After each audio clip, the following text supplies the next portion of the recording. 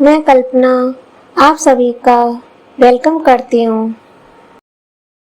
माघ मास का 23वां अध्याय प्रारंभ। लोमेश ऋषि कहने लगे कि जिस पिशाच को देवदूति ने मुक्त किया वह पहले द्रविड़ नगर में चित्र नाम वाला राजा था।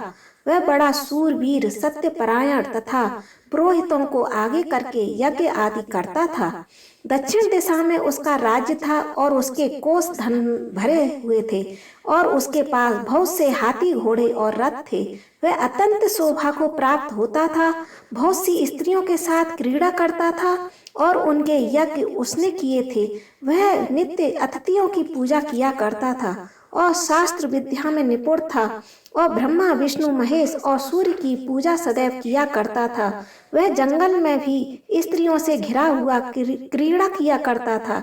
एक बार वह पाखंडियों के मंदिर में गया और वेदहीन भस्म लगाए महात्मा बने हुए पाखंडियों से उस राजा की बातचीत हुई।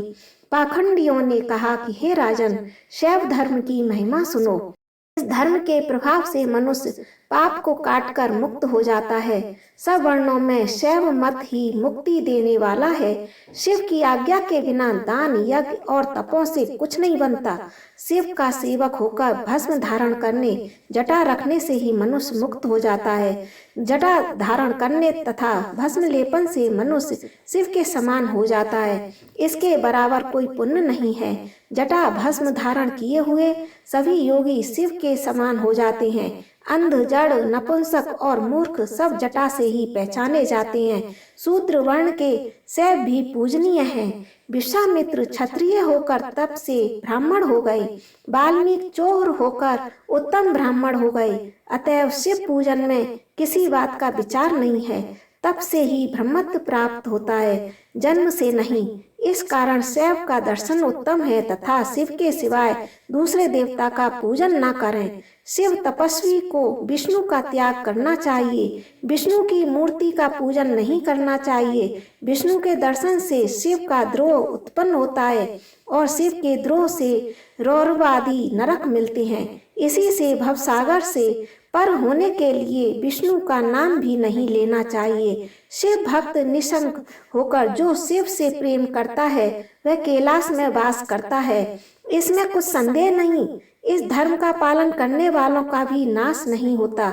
इस पाखंडी के ऐसे वचन सुनकर राजा ने मोह में आकर उनका धर्म ग्रहण कर लिया और वैदिक धर्म को त्याग दिया। वह श्रुति, स्मृति और ब्राह्मणों की निंदा करने लगा।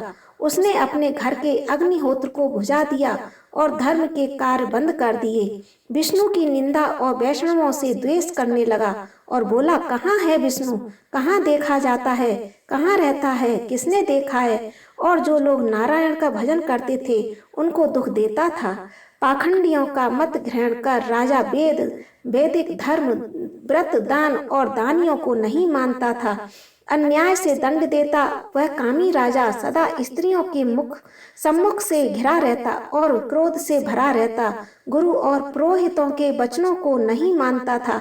पाखंडियों का विश्वास हुआ करता था। उनको गांव, हाथी, घोड़े और सुवर्ण आदि देता था। उनके सब कार्य करता, भस्म धारण करता और मस्तक पर जटा रखता। और जो भी कोई विष्णु का नाम लेता उसको मृत्यु का दंड दिया जाएगा। यह ढिंडोरा उसने पिटवा दिया था। उसके भय से ब्राह्मणों और वैष्णवों ने उस देश को छोड़ दिया और दूसरे देशों में चले गए। सारे देशवासी केवल नदी के जल से जीते थे। जीविका से दुखी होकर वृक्ष आदि नहीं लगाते थे, न ही खेतीबाड़ी करते थे। प्रजा अन्न के अभाव से सड़ा गला अन्न भी खा लेती थी। आचार, विचार, अग्नि, क्रिया सबको छोड़कर काल स्वरूप वह राजा शासन करता था। कुछ काल पश्चात उस राजा की मृत्यु हो गई और वैदिक रीत से उसकी क्रिया भी नहीं की गई। यह यमदूतों से अनेक प्रकार के दुख उठाता रहा। कहीं लोहे की कीलों से चलना पड़ा तो कहीं जलते अंगारों पर चलना पड़ा। जहाँ सूर्य अति तीव्र था और न कोई छाया का वृक्ष था, कहीं लोहे के डंडों से पीटा गया, कहीं बड़े बड़े दांतों वाले भेड़ियों और कुत्तों से काटा गया। इस प्रकार दूसरे पापियों का हाहाकार सुनता हुआ वह राजा यमलोक में पहुंच गया। इस प्रकार से माघ मास महात्म्य का 23वां अध्याय समाप्त होता है। हरे कृष्णा, राधे राधे।